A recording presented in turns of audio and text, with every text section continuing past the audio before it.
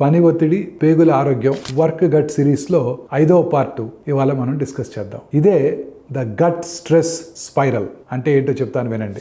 Dead line, micro management, inbox overload వంటి office ఒత్తిళ్లతో మీ మెదడు వేడెక్కిపోతుంది. కానీ మీ జీర్ణ వ్యవస్థ శారీరక అసౌకర్యం లేదా ఆ నొప్పిని భరిస్తుంది. దీర్ఘకాలిక ఒత్తిడి మీ నాడీ వ్యవస్థను పోరాటం లేదా పారిపోవటం అనే ప్రతిస్పందనను ప్రేరేపిస్తుంది. ఇది జీర్ణక్రియను మందగించడానికి, పేగు రక్త ప్రసరణ తగ్గడానికి మరియు కడుపులో ఉండే యాసిడ్ మరియు ఎంజైమ్ ఉత్పత్తి తగ్గడానికి దారితీస్తుంది. ఫలితంగా కడుపులో ఉబ్బరము, మలబద్ధకము, ఆకలి లేకపోవటం లేదా దానికి విరుద్ధంగా IBS అంటే ఇరిటబుల్ బౌల్ సిండ్రోము లేదా ఆకస్మిక మల విసర్జన అవసరం ఏర్పడుతుంది. దీర్ఘకాలిక ఒత్తిడి మీ పొట్ట యొక్క మైక్రోబియం అంటే పేగుల్లో ఉండే ఆరోగ్యకరమైన బ్యాక్టీరియా యొక్క కూర్పును మార్చటం, గట్ అవరోధాన్ని బలహీనపరచటం మరియు IBS, గ్యాస్ట్రోఇసోఫేజియల్ డిసీజు మరియు పొట్టలో అల్సర్స్ వంటి ప్రమాదాన్ని కూడా పెంచుతుంది.